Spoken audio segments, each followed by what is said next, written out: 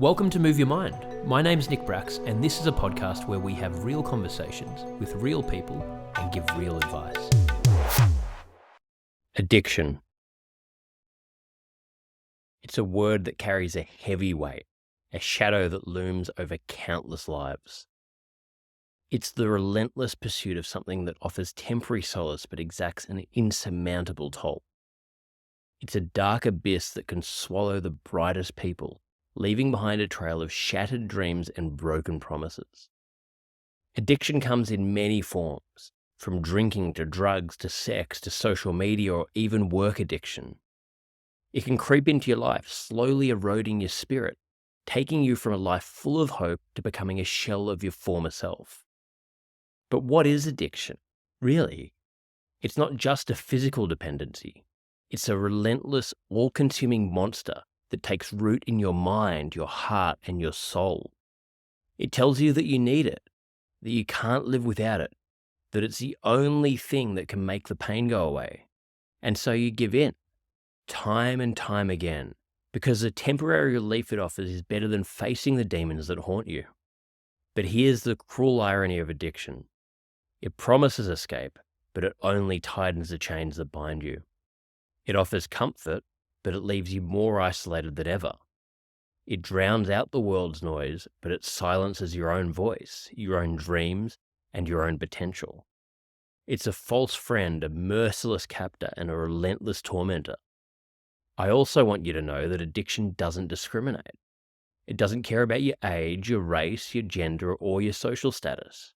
And it can happen to anyone, anywhere, at any time. It can sneak up on you when you least expect it, and by the time you realize it, it may already have its claws deep within you. But I also want you to know this. You can fight back. You can break free from the chains of addiction, no matter how tightly they may have bound you.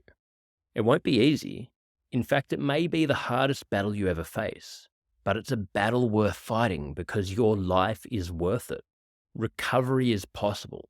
It's not a destination, it's a journey that starts with one single courageous step. It's about confronting your demons, facing your pain, and finding better and healthier ways to cope. It's about rebuilding your life, your relationships, and your sense of self.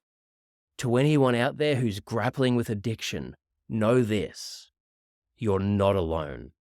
There's hope, there's help, and there's a way out of the darkness. You're stronger than you know, and your life has value beyond measure. It's time to reclaim your life, your dreams, and your future one step at a time, because you're not defined by your addiction, but by your strength and your resilience to overcome it. Today's guest shares his inspirational story of overcoming addiction with honesty and vulnerability. Matt Farnsworth is an actor, entrepreneur, and filmmaker who almost lost his life to addiction. He's now using his experience to help guide others to sobriety. Matt, so great to meet you. Connected on social media, and we've had a bit of back and forth, but yeah, appreciate you making the time to come and have this chat. Yeah, my pleasure to be here. Thank you for having me.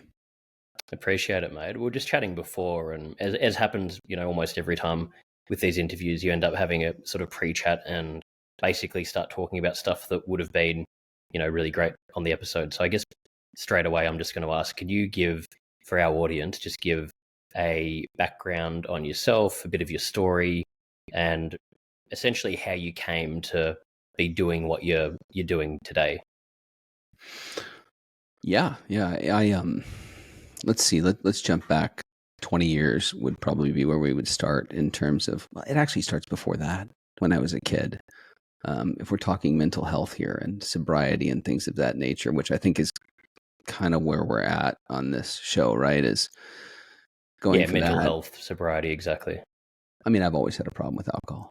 The second I first had it, when I was 14 years old, I felt like it was just everything to me. But, I got in trouble when I was younger drinking. I've always had a problem. And flash forward, I moved to LA when I was about 23 years old, 22 years old, started acting, rose very quickly in the ranks there, was screen testing for major movies, people like George Lucas, Christopher Nolan. I was meeting them on a regular basis, and it was great. I mean, I made a popular movie called Iowa that was at Tribeca. It gets panned a lot, but it did a lot for me, and ended up working with one of the biggest agents in Hollywood. You and I were talking about that, and how that worked. And it was tough for me because I actually got sober right before my son was born. And this was about the same time that the movie that I had made got released at Tribeca, and then it was released in theaters. And I picked up this really big agent, and I was at the peak, man. I was at the top of my game. And I was made an offer. I remember sitting at Chateau Marmont, and he told me, "You're going to feel the power of our agency." And I realized, wow, this is a deal with the devil. This is absolutely a deal with the devil. And I could see it. It was so surreal. It was like nothing I've ever felt before. And he stood up, and there was probably the most popular actress at the time ready to chat, and chatted a bit. And the deal is that we could date, and that would escalate my position in Hollywood quickly. I'd probably be in People magazine the next day. Didn't have social media back then, so you needed this kind of clout to move forward, and you needed that kind of buzz about yourself, and in the industry, people would see that, and then they would hire you. And I had a child on the way at the time, and I was with another woman, and I turned it down. And things started to sort of fade after that with the agent stuff. They don't like it when you try to make your own way, and you want it on your terms because they've offered you the terms. And I struggled with that. I stayed sober, but I white knuckled it. I struggled with that. And I'm glad that I did, because there's so many of these stories out there that you hear about, these celebrities that are, their kids die. And I swear that is one of those deals where it's almost a deal with the devil that you've made, and you're willing to give up your firstborn for this deal. You got to give something up. And I could feel that. And so I said no, and I kind of struggled, because I was very creative. I'd worked so hard to be in that position, and to sort of watch it slipping away was mentally draining. I mean, you were being offered fame and fortune. And I got a lot of trouble on Twitter for this recently. I posted that I agree with everything Mel Gibson is doing in terms of trying to expose any kind of, child sex slavery stuff that's going on, the Sound of Freedom, everything that's happening with that it's a positive movement, but there's so many people that have an issue with it. And I posted that I was in favor of it, and then I actually walked away from what would have been fame and fortune. I have no doubt in my mind, had I dated that person, it would have led to something, because of the trajectory that I was on and the talent that I had. I could have pushed this through. Now, the actor that had dated that woman before this is currently no longer alive. So there's just a lot of crazy stuff when you talk about Hollywood and mental health, and the way you're pulled 1,000 different directions, and everything is at your fingertips there, that is just totally evil. And it looks beautiful, presented in a beautiful package, but it is anything but good. So I ended up just kind of making these movies, and then ended up, social media pops up, and it just sort of changed my relationship with the woman that I was with. She just turned into somebody completely different, and was all about it, and my life fell apart. Just a mess. I was never really in love with a woman. I just kind of stuck it out because the child, and we ended up having another child, and I wanted to do the right thing. I think this is like my Midwestern roots, like my Kansas, roots coming in here, where it's like, you're taught to do the right thing. And so I tried, but looking back, it might not have been the right thing to stay in that. But everything ended up falling apart. And what did I do? I drank. And it wasn't long before I was just an absolute drunk again. And it took a month. And within 6 months, I was, flipping a car 6 times without a seatbelt on, going 60 miles an hour, breaking my neck. It's you couldn't write this. It's like a Hollywood script. Absolutely. So that's kind of how that went. And then I ended up entering recovery. And I think I was recovery was great, but I think the reason why I ended up in all this trouble is because I bottled all of those issues for so many years. I had childhood issues. I had, issues. The drinking and the chemical are what they were my medicine, and they were just covering a much bigger problem. They're just a symptom, really, of a much bigger issue. And I never dealt with it. Even before my son was born, I just decided I'm just going to stop drinking. Well, there's still a lot going on that you're not dealing with. And the reason why you wanted to use that chemical so much, right? It's the problem's still there. You haven't dealt with it. So they call that white knuckling. You're just you never have any serenity. You're never really happy because you haven't dealt with it. And so when I entered recovery, I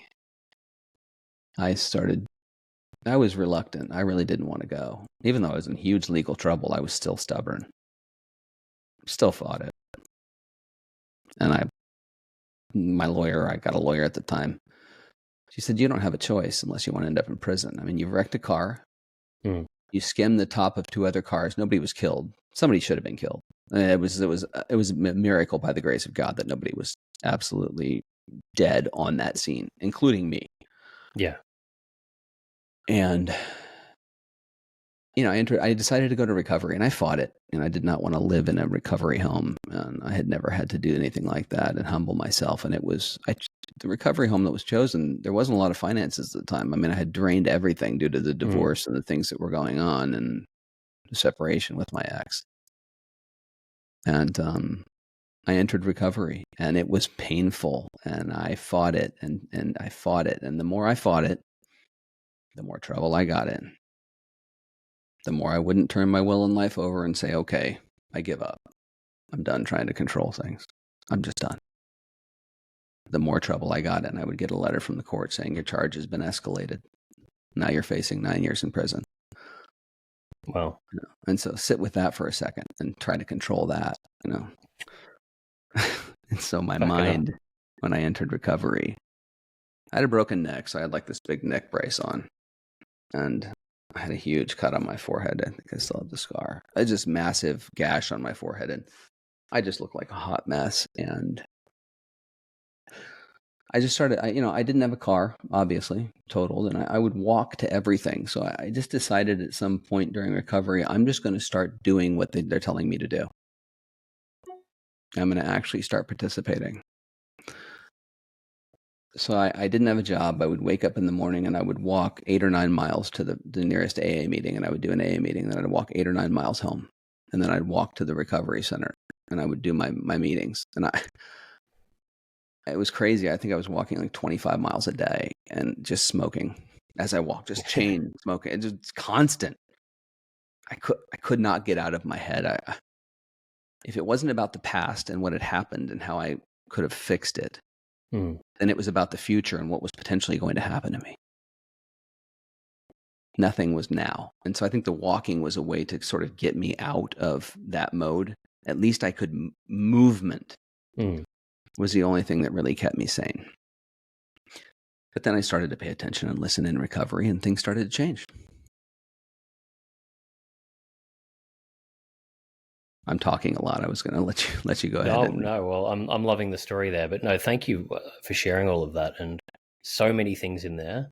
A lot of parallels that I see in my own life as well. I had a problem with alcohol in my early 20s. Had a car crash where similar thing. I had my best friend actually lying across the backseat of the car, and the car ended up getting crushed in half. Was sort of going along a main road.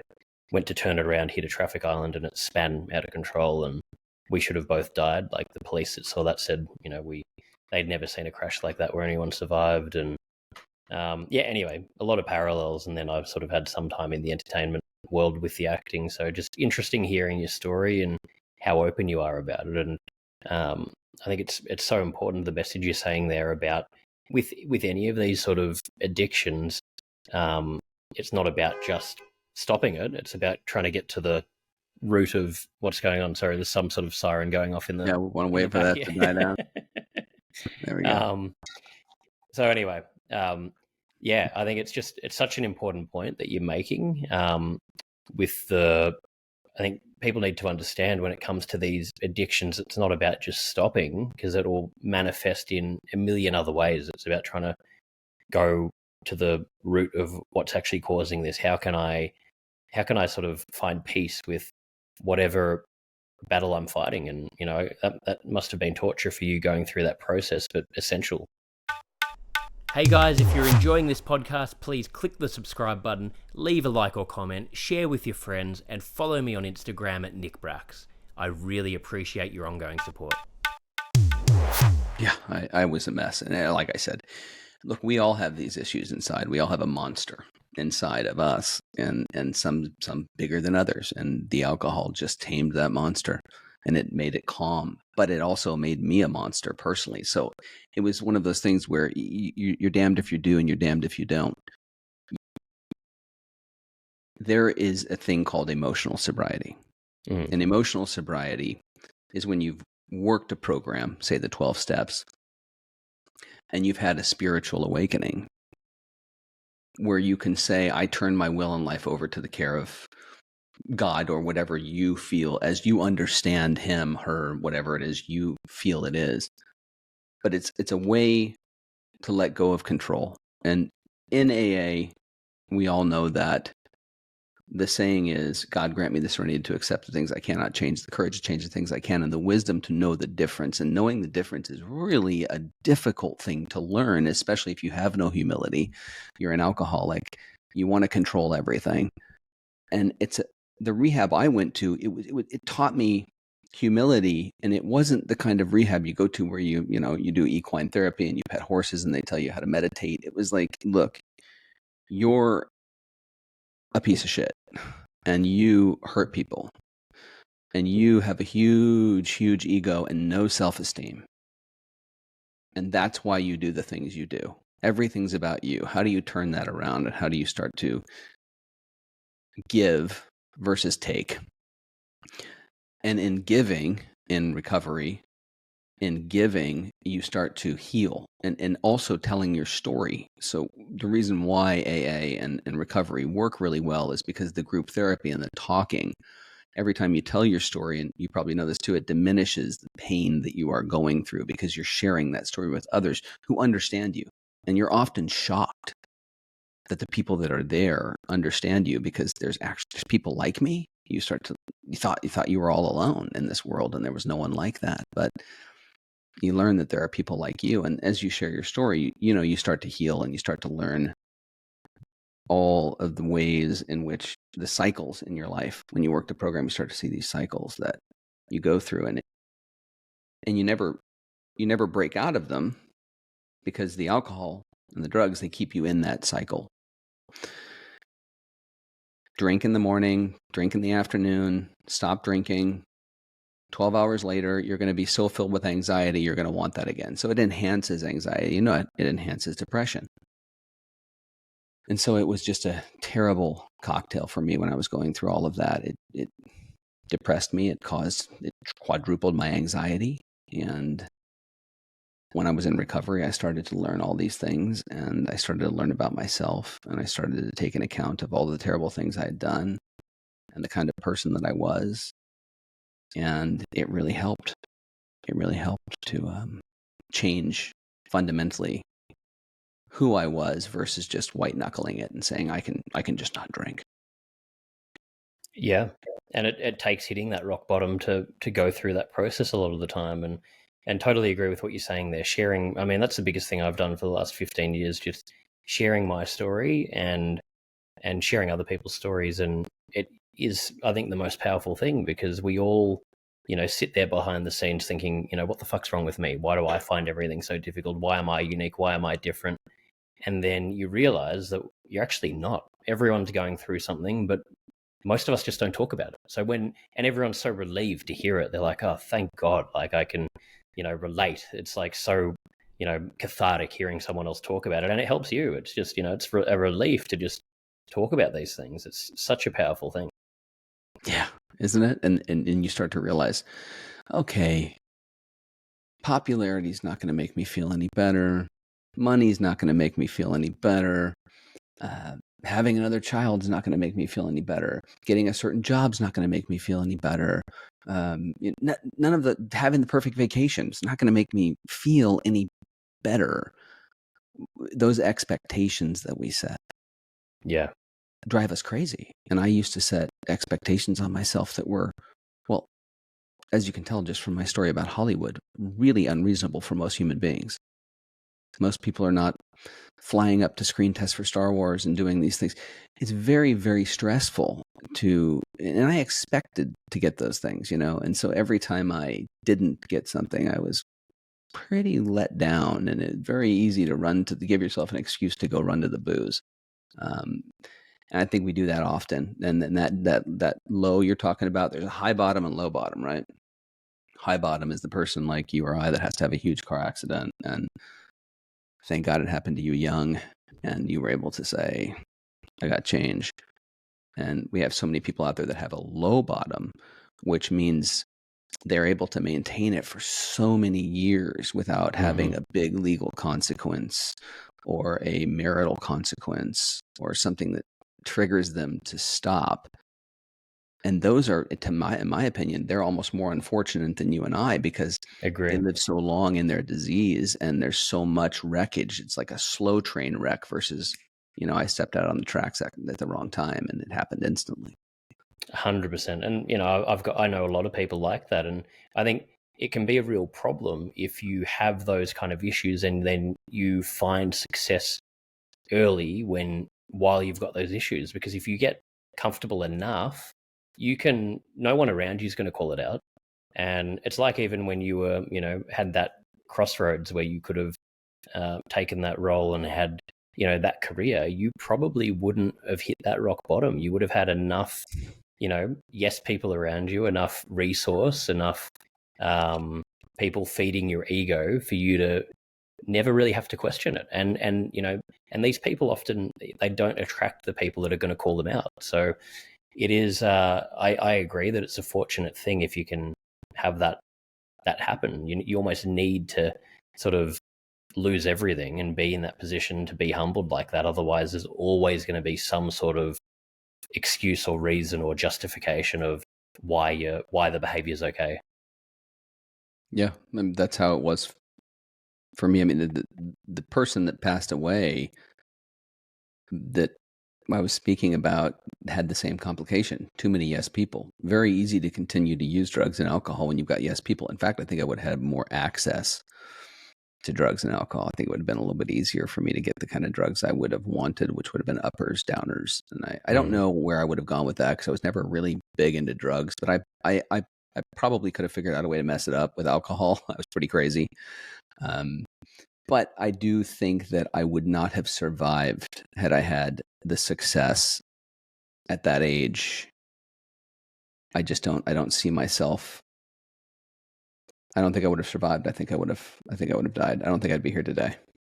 Well, yeah. So it's one of those crazy things where, it's such a turning point decision. And I was going to ask you, at that point when you made that decision, were you having a problem with alcohol at that point? Because having, I guess, regardless of where you were at, you still had the peace of mind, or you're able to tap into your, deeper self to be able to make a pretty big decision. I don't think many people in that industry would be able to say no to that, even if their gut's telling them not to.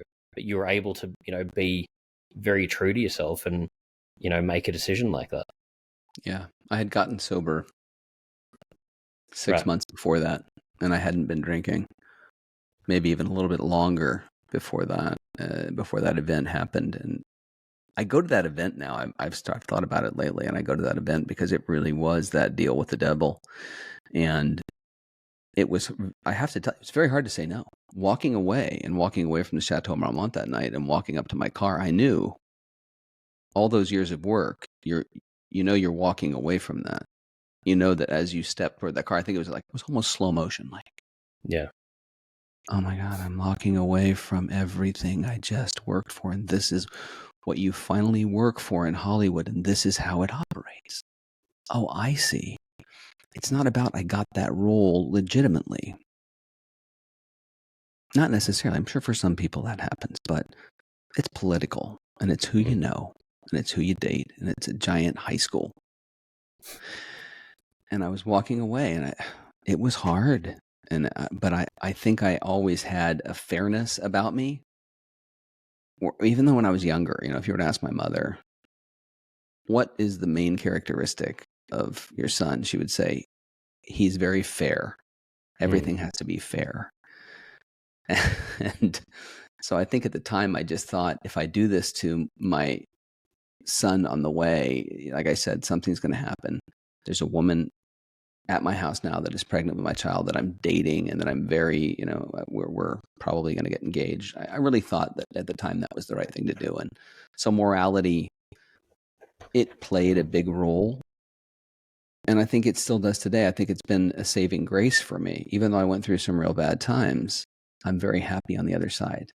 Very happy now. And I've never been in a position like this, and never thought I would be. So it was a good thing. And able to help people, mate. I mean, that's what more important can you do than what you're doing with trying to educate people about these issues, help people with sobriety. I mean, can you tell us a little bit about what you're doing in that area? Yeah. I'm starting this cool platform. I thought it'd be really cool to do a platform where people can come on and share their stories on a social media style platform, a platform that kind of looks like a Facebook or an Instagram, where you can come in and share videos, pictures, memes, stories on a private platform. We have this social media, but everybody sees it. It's like you can't really, some people don't want to share there. They want a private platform. And so I've created this platform that they can share any content they want. They can even create groups in their own forums. I plan on live streaming on Friday nights, where we can actually get together and just kind of, whatever it is, hang out, talk about sobriety, even if it's for an hour. I think that's going to help people a lot, to say Friday night is typically a night that everybody done with work. They want to go out, they want to drink, they want to unload for that week. And I just felt like that's a great concept. There's going to be a couple of AA meetings mixed in there in the program. Very easy to sign up.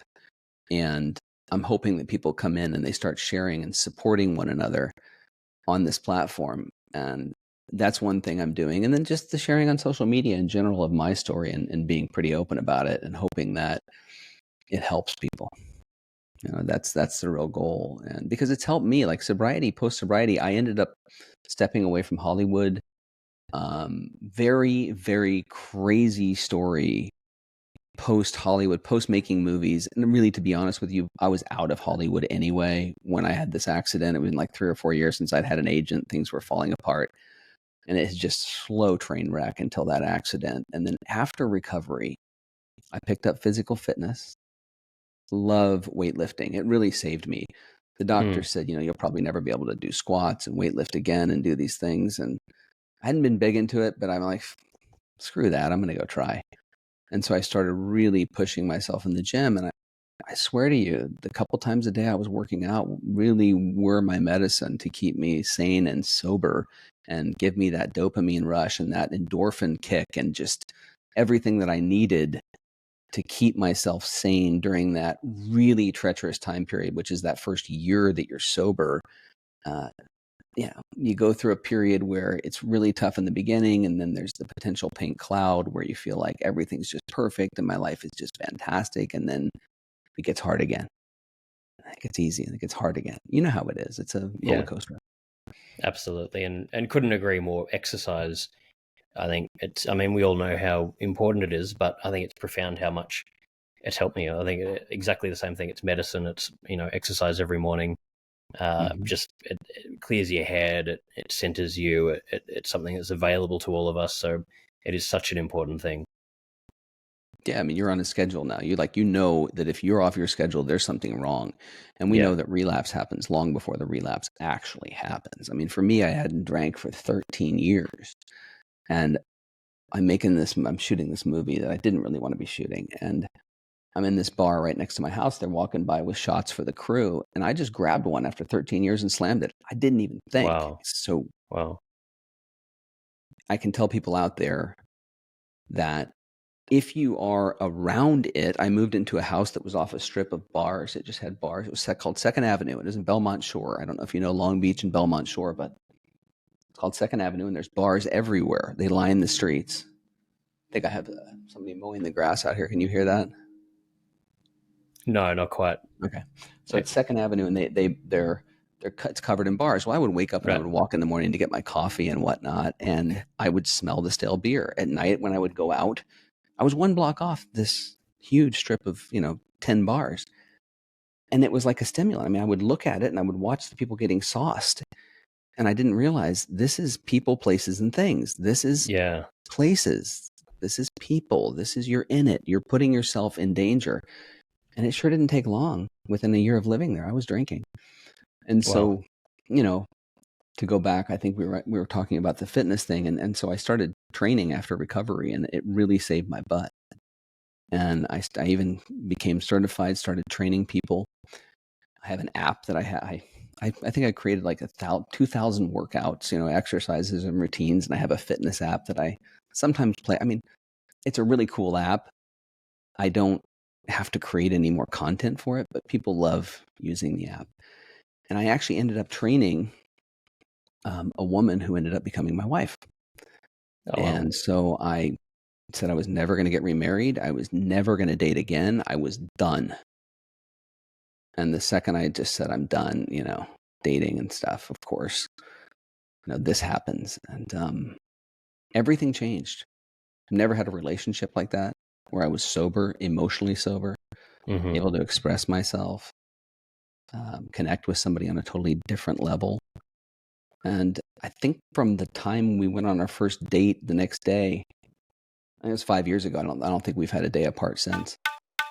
Hey guys, if you're enjoying this podcast and want to learn more, I've released my first book, Move Your Mind, How to Build a Healthy Mindset for Life, where I talk about my own journey with mental health and share tips from experts on how to maintain a healthy mindset. You can buy the book on Amazon or through my website at nickbracks.com/book. Wow.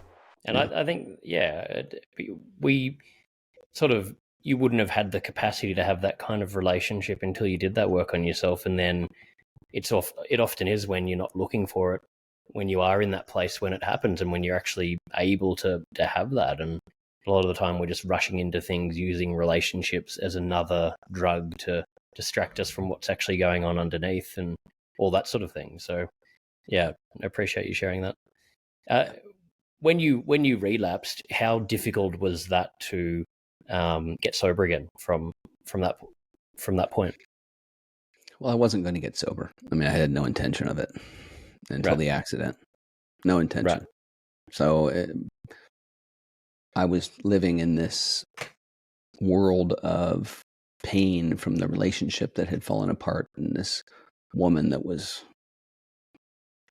I don't want to say it, but just not the person that I thought they were. And narcissism is very rare in females, but it does happen. And I was gaslit like I've never been gaslit in my life. And it drove me insane. I mean, I can't get into detail, but it was daily. I would wake up and I would have to drink to try to understand life. My whole life was turned upside down in one day. And that's not something that's normal for people. It doesn't happen that often where a relationship just gets broadsided in a day. And that's how much I was lied to. It was crazy. And I realized looking back over the last 12 years, I've been lied to on a regular basis. And then you start to see, oh my gosh, this happened. Oh my gosh, that happened. All these things that were covered up. And it's just difficult for me to deal with. So I just drank to deal with it, to be honest. And that's how it worked until I had the accident. And then getting sober after that, here's how hard it was. Had the accident, broke my neck. Wingtip vertebrae, which is breaking your neck technically. 1 inch to the left, I would have been paralyzed from the neck down for the rest of my life. Fucking hell. So I'm in the hospital. And I didn't get into this, but I did die for a short period of time during the accident. So I had a near-death experience. And it's profound, by the way. if you don't believe in God and you don't believe in the afterlife and spirituality, talk to me for a second, because I can enlighten you on what happens when you die and what you see. Now, when I came out of this, I was put into a CAT scan, and it was awful. Here I am, coming down off cocaine and alcohol, and I've wrecked a car. I don't know if I've killed anyone. Nobody's telling me anything. I'm in this tube, and there's these loud images being taken of me, and it was miserable. It was just, I've never experienced that kind of terror, but I would imagine that is as close to hell as you would come, other Yeah. than being, torn apart and your flesh being ripped off. It was like mental anguish on a level I've never felt. And so once I was taken back to the hospital room, I managed to make bail because then I found out I haven't killed anyone. Nobody's really been terribly injured. Thank God. I didn't thank God at the time, but I said, great, let me out of here. And they were like, what? You can't leave? You could die. And I said, I don't care. I'm signing out on my own recognizance. Just give me the form. I mean, I'm cut everywhere. I've got a neck brace on. I can barely even move. Tell the nurse, just give it to me. I don't care. So she gives me the form, and it says, if you leave here, you will die, most likely. And if you drink, you will absolutely die. And so sign the form, gather up all my stuff. My arms are all cut. I've got a hospital gown on, and I've got all my stuff with me, and there's glass everywhere. And I'm just carrying it out of the hospital with this hospital gown on. Call a yellow cab, get in the cab, set the stuff down, hold my neck in LA traffic all the way back to this Residence Inn that I'm staying at. Jeez. Go to the front desk at the Residence Inn, get a key because I still have my wallet. And they're like looking at me like, I can't even believe what they're seeing. It's like a horror movie. And there's blood everywhere. You have to understand, I'm cut. There's hematomas on my head. I've been bleeding. There's blood down the side of my face. Go up, drop my stuff off at the room, walk around the corner of the liquor store in my gown, my hospital gown, buy a bottle of booze, come back to the room, and drink until I pass out. Oh my God. I wake up and the bed is just covered in blood because it's a blood thinner and I had cuts everywhere. So it looked like a murder scene. And I woke up and I just, like, I'm not dead.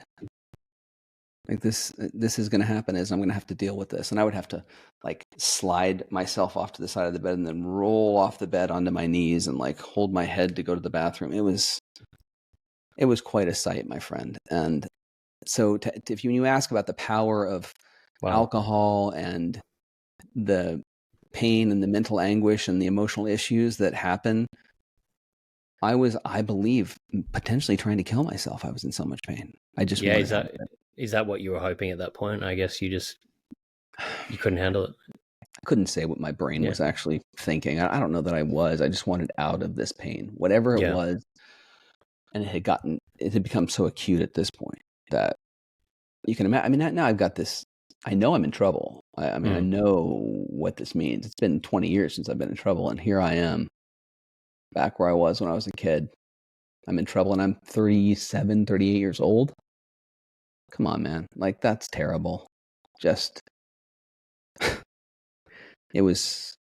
felt pathetic. I felt like the biggest loser on the planet. Not only had I turned down all this fame and fortune, and had I walked away and had a, decent movie, a kind of a cool little horror movie, but I was with this woman who I thought really cared about me, but was actually very narcissistic and, had gaslit and lied to me. And now I'm in this accident and I've got 2 kids and I have barely any money. I'm totally broke.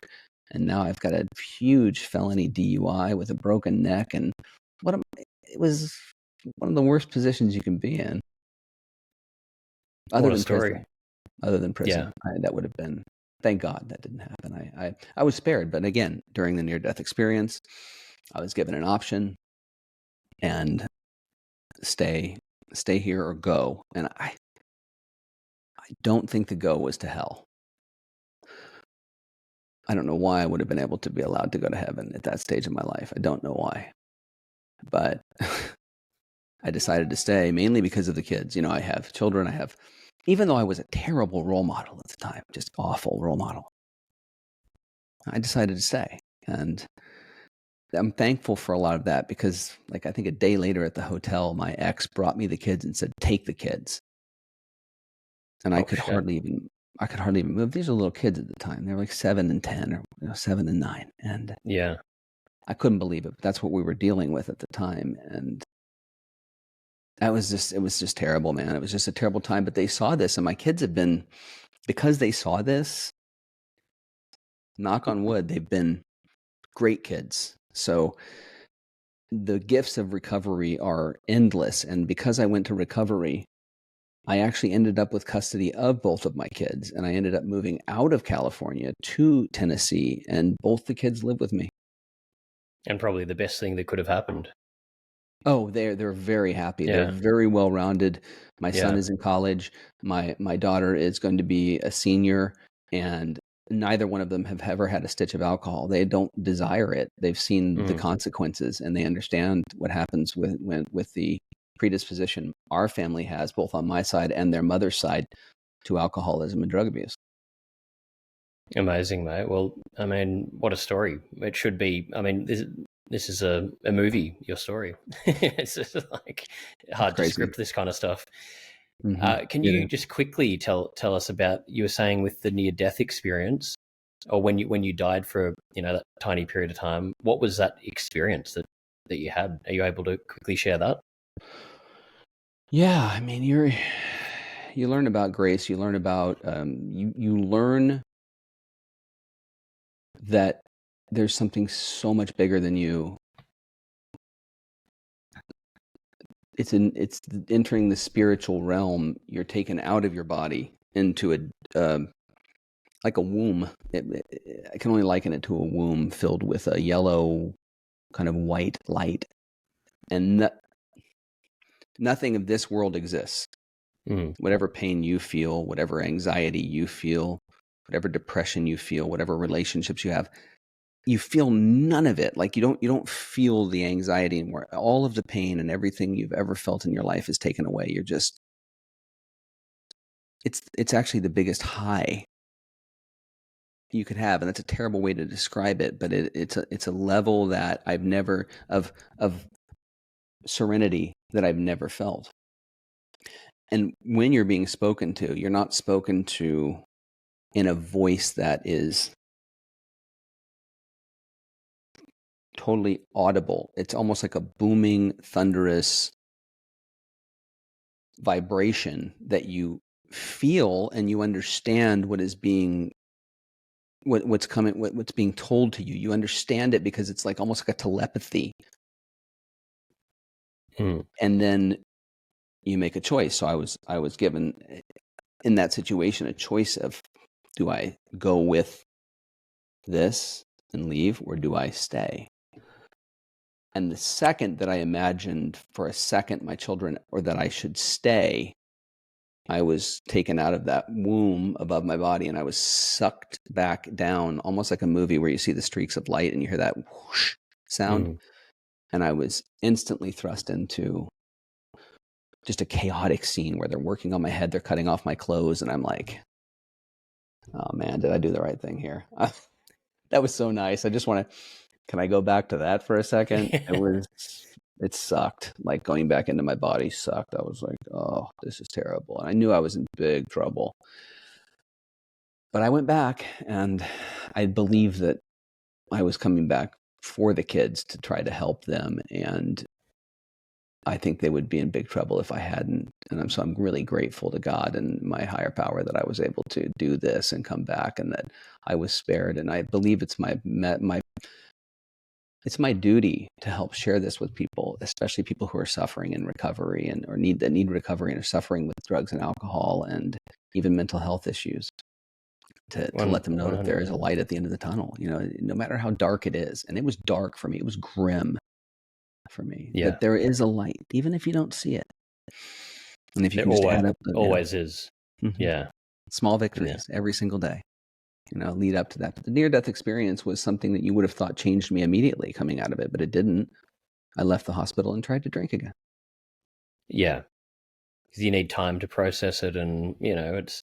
But on reflection, I mean, and yeah, thank you for sharing all of that. And that's the crazy thing. It's sort of, I love the saying, life only makes sense backwards, but must be lived forwards, because it's not till later on that we realize how everything connected, and, where, what our actual calling is and what it all means. And, you being in this position now, being able to do what you're doing, you could have never imagined, but you're probably going to make a more genuine impact on the world through all of this than almost any other path you could have gone on. But you could have never in a million years probably seen that it's going to lead to here.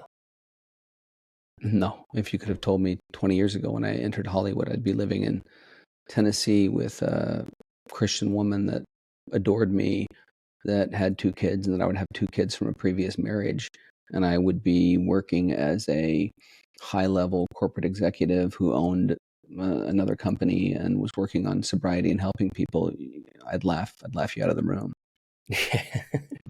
Yeah. That's life. Yeah. Well, I think it's great, mate. And thank you for sharing. So we finish every episode with 5 closing questions. Before I go into that, can you just share with our listeners what you do on a daily or weekly basis to just look after your own health and well-being? Well, I have a routine and I stick to the routine. I wake up, I definitely hit my knees and I do pray. And I believe that's kind of a meditation for me. Yep. In that way. I work out pretty much every day. Now I give myself a day off because I don't want to, injure myself, and I'm kind of fearful of that at my age now. Don't want to tear anything, but I take care of myself. I try to eat well, and I do fast. I typically fast. What is it, 11 o'clock, 11:08? I haven't eaten yet today, and I don't have any cream in my coffee or anything like that. So I will fast and try to get myself into a state where I am fat burning, get some mental clarity happening. And then I also make sure that I think of every day, because of my near-death experience, as a gift.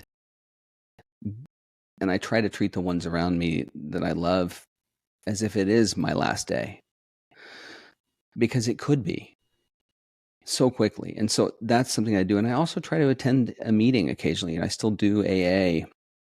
And then I also try to get back to everybody I can on social media quickly and respond to people who may be struggling. And other than that, I work on, like I said, this Stay Sober Forever system that I'm creating, which keeps me motivated.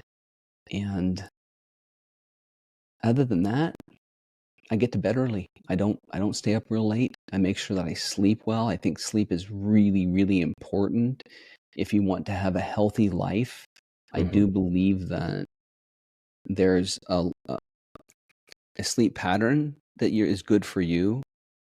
And once you get past that, once you step over that pattern, say you go to bed at like 9 or 10 o'clock at night, and that's your regular, you want to stick with that, because that's what works for you. And if you go to bed at, like, say, midnight and you try to wake up 2 hours later, it's not the same thing. It doesn't work the same. You probably know that. So those are just a few of the things I do. Drink a lot of water. I still love coffee. Try to be happy, man. Love it. Thank you for sharing those, mate. And before I go into these, how old are you? Because you look young, but you're saying, you've done all these different things, and I'm like, what the hell? Like, I thought you look in your late 30s. No, I'm going to be 48 next month. Holy shit. Yeah. All right. Well, you're doing something right there. Yeah. No, I'm not drinking. Keep in mind. Look at my life. 20 years, I only drank for 6 months. Yeah. Well, it shows. There you go. I was curious about that. So these closing questions, these can just be quick answers. The first one is, what is the best childhood memory that comes to mind for you?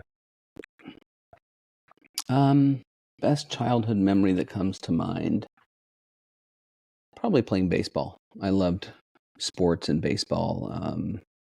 Probably that home run I hit was pretty awesome. Good feeling. I love that. What do you think's currently the biggest burden on mental health in society? Money. I think that there's not enough allocated to actually help people. Yeah. Politically, we're in a mess, and I won't get into that, but the world is in a state of darkness, as you know. You probably know this. I mean, I don't watch major news outlets really much anymore to get my news, because I know that I'm probably not going to get the truth. So I run to YouTube and I listen to podcasters like yourself, podcasters who are trying to figure out what's going on. And I think that we don't have enough of a focus on recovery and mental health, and there's too much of a desire to monetize it versus support it, and so just like Los Angeles, man, you go to Santa Monica, there's homeless everywhere. Yeah. And the really interesting thing about it is they all live right below these $20 million homes in the bluffs along PCH. There's encampments. So you've got these homeless people living in these tents, and then 100 yards up the hill, up the embankment, you've got these Adam Sandler and these $20 million homes, Hilary Swank, all living right there. And I've seen it. And it's so ironic. It's like, wow, this happens. So sad. It's because they closed down all the mental health facilities. They closed that down in the 80s, and now everyone's just hit the street. That's shocking. Yeah, no, I totally agree. We can't do enough in that area, and you're right. It is trying to be monetized way too much, and we need to actually help people in the right way and make it sustainable. And I think preventative healthcare is so important, and there's not enough of that. So, and medication, they try to shove so many medications down people's, down at people, because big pharma is this. I mean, it's not, let's be honest, it's not a good thing. I'm not on any medication, and I think we fall short in terms of helping people with things like physical fitness, meditation, diet. There's a lot of stuff that could happen that doesn't happen, and there's not very much education about that. I mean, even our food system, the way that we're told to eat is probably not the right way. Yeah, absolutely. I think there's a whole podcast in just these topics. Oh, yeah, food, the food we eat. Oh, man. And what we're being fed, too, is also causing mental illness. Yeah, that's a whole other thing, like you said. That is a whole other thing. What's your personal definition of happiness? Not having expectation. That's what gives me serenity. So, your serenity, the term in AA is your serenity is inversely proportional to your expectation. Yeah. So if you can lower your expectations and just live your life, I think that's really what keeps me happy. When I focus on the past, I get very guilty and kind of angry. And when I focus on the future, I feel anxiety. Yeah. So if I can live now through, prayerful meditation and, not having the expectation that something is coming or something's going to be so great that it's going to make me feel better, then I usually do pretty well. Yep. It's like that whole Hollywood thing you're saying where it's always about this next thing, and only if I get this and get this level of fame, then finally I can be enough and be happy. And it's like, no, it doesn't work like that. It's about just being grateful for what we have now and being present in what we're doing. Gratitude. You mentioned it. I didn't say that, but the gratefulness is so important to wake up and be grateful for everything that you do have. And I am. And there are times that I slip. I'm an alcoholic. I'm an addict, and I can start to think improperly, and I have to catch that. Yeah. What are you most afraid of? Most afraid of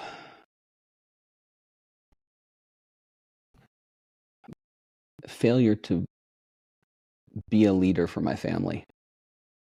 I get fearful sometimes that I can't step up to the plate in terms of being the spiritual leader that I need to be. But I try. I do. And I do fall short. But, I think that fear drives me too, though. The fear is almost a positive thing because it makes me focus on what needs to be done and helping them be successful in their spiritual walk. I think is really critical for me at this point in my life. Whereas it was even a thought before. It was always just kind of about me. Yeah. But, falling back into that would be my biggest fear, would be falling back into being selfish, falling back into any kind of alcoholism or losing my sobriety would be just a huge fear. But it also helps to motivate. Yeah. Well, on a positive note, what are you most proud of?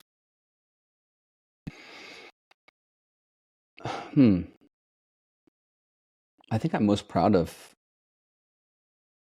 just the life that I built. outside of seeking any kind of attention, outside validation, not needing it. Pretty proud of that because I came from a space where it was really important to have outside validation. And even it comes down to the way you look. You know how that industry is. It's like looks, you're judged on your performance, your attitude, your personality, like all of it. And I just was so enraptured in that I thought I needed to be a certain weight, a certain height, a certain this, that. I've lost all of that, and I just don't really think about outside validation anymore. So I'm most proud of being able to live my life on a daily basis without seeking affirmations outside of my family. I want them to love me and care about me, and I want to do well for them and the people that actually matter versus people that won't remember you when you're gone. I love that, mate. Well, thank you for being so open. And finally, where can our listeners, if they want to find more about you, social media, anything else you're doing, where can they go? Yeah, I mean, I'm starting to gen up some YouTube content, and I think my website, mattfarnsworth.net, has pretty much all my links. And then I'm Matt Farnsworth on Instagram, TikTok, and then I think it's I am Farnsworth on Facebook. So if you're on any of those platforms, I'm on all of them, and all you got to do is just type my name in. You'll see me. I think there's enough of a followership that if you type in my name on Google, you might find me on there. And I'm open, if you're having struggles and you want to join staysoberforever.com. That's coming up very soon. So I'll be sharing information on that on my social medias. Amazing, mate. Well, yeah, really appreciate it. I really love the chat. I'm sure our listeners will take so much out of it, and appreciate you being so open again. Hey, thanks for having me, and I really appreciate everything you're doing for everybody. It's a great thing. Thanks so much, mate. Appreciate it. Thank you so much to Matt Farnsworth for joining me today for Move Your Mind. Also, a huge thank you to those of you listening. I really appreciate your support. If you'd like to learn more or connect with me personally, visit www.nickbracks.com or send me a DM on Instagram at nickbracks. Please don't forget to click the subscribe button, leave a like or comment, share with your friends, and follow me on Instagram. It really makes a difference. Thank you so much.